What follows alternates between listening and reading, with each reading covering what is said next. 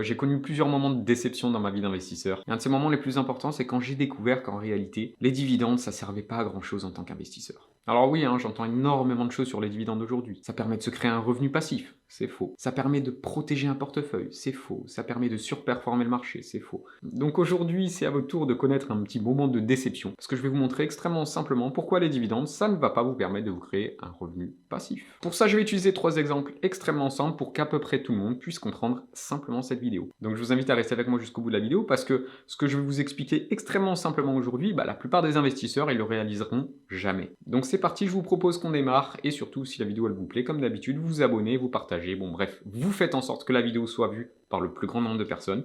Je vous en remercie, et c'est parti. Bon, comment est-ce que je peux simplement vous expliquer que le dividende, c'est non seulement pas un revenu, et encore moins un revenu passif? Bon, déjà, un revenu, qu'est-ce que c'est? C'est quelque chose qui va me permettre de gagner, gagner l'argent. Bon, typiquement, j'ai 0, je reçois un revenu, j'ai 0 plus ce revenu, d'accord? Je me suis enrichi. Donc ce revenu, je vais pouvoir l'avoir de manière plus ou moins active, plus ou moins passive. Bref, on s'en fout, c'est pas la question. Il faut qu'il y ait un enrichissement. J'ai pas de sous, je travaille un mois, je reçois une paye, je reçois de l'argent supplémentaire. En théorie, je me suis enrichi. Bon, c'est pas le cas pour le dividende, et on va voir ça avec le premier exemple. J'ai une action qui vaut 100 euros. Imaginons que cette action verse 10 euros de dividende. Si le dividende était un revenu, ce qui se passerait, au moment où je recevrais mes 10 euros de dividende, j'aurais 100 euros qui correspondent à mon action, plus 10 euros qui correspondent à mes dividendes. Et donc, à la fin de l'opération, j'aurai un final de 110 euros. Et dans ces cas-là, je suis totalement d'accord. Le dividende, ce serait un revenu supplémentaire. Et dans la vraie vie, qu'est-ce qui se passe? J'ai mon action qui vaut 100 euros.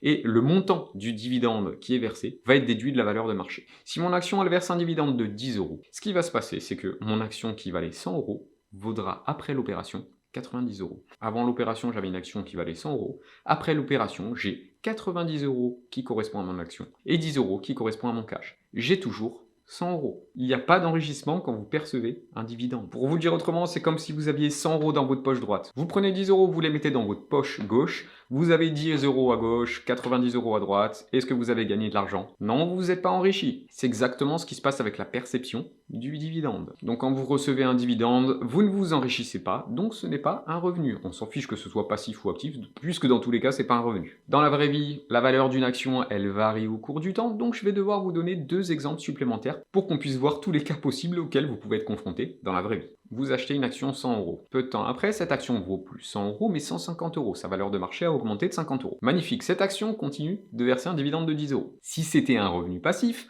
on aurait finalement 150 euros et on recevrait 10 euros supplémentaires. Ce qui, bien sûr, encore une fois, n'est pas le cas. Au moment où vous allez recevoir vos 10 euros de dividende, cette valeur-là va être déduite de la valeur de marché. Vous allez donc avoir une action qui va passer de 150 euros à 140 euros. Avant l'opération, vous aviez une action qui valait 150 euros, dont 50 euros de plus-value.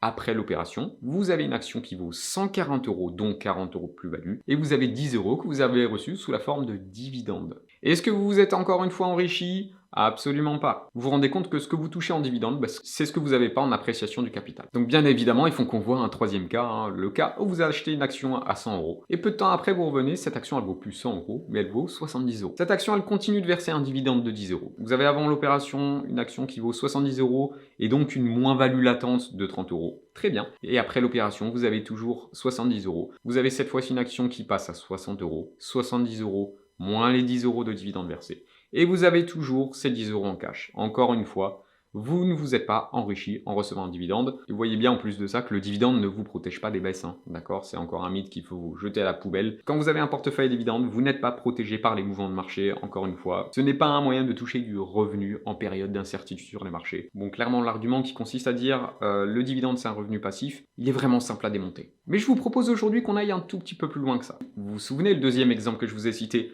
Le cas où on avait une action qu'on achetait 100 euros qui montait à 150 euros. On avait reçu un dividende de 10 euros, donc on s'était retrouvé avec 140 euros plus 10 euros en cash. Est-ce que finalement, il y aurait une différence avec percevoir 10 euros de dividende ou vendre 10 euros de cette action? C'est-à-dire avoir une action qui vaut 150 euros et vendre 10 euros de cette action pour récupérer 10 euros en cash. Et c'est là que ça va devenir intéressant pour vous en tant qu'investisseur. Parce que si finalement vous êtes capable de faire la même chose en percevant un dividende ou en vendant une partie de vos actions, vous devriez être indifférent à l'un ou à l'autre. Dans un monde où il n'y a pas de frais, où il n'y a pas de fiscalité, etc., la théorie nous dit que vous ne devriez pas nécessairement faire de différence entre l'appréciation du capital et la perception d'un dividende. En gros, vendre 10 € d'une action ou percevoir 10 € de dividendes, ça devrait être la même chose pour vous. Sauf que malheureusement, dans la vraie vie, il y a des frais, il y a de la fiscalité. Et quand on réintègre tout ça, on se rend compte d'une chose qui est un peu problématique. C'est que les dividendes, c'est sous-optimisé fiscalement. Je reprends mon action qui monte à 150 €. Si je touche 10 € de dividendes, en théorie, je vais devoir payer de la fiscalité dessus. Je vais devoir payer une flat tax à 30% sur ces 10 €. Donc je vais devoir payer 3 € sur la perception de mes 10 € de dividendes. Il me restera au final 7 €. Maintenant, si je prends un autre cas de figure, j'ai une action qui vaut 150 € et je décide de vendre 10 € de cette action. Je reçois mes 10 €. Qu'est-ce qui va se passer? Cette fois-ci, je vais avoir une base taxable qui va être différente. On considère que quand je vends 10 € de cette entreprise, ce qui se passe, c'est que je récupère à la fois du capital et je récupère à la fois des intérêts.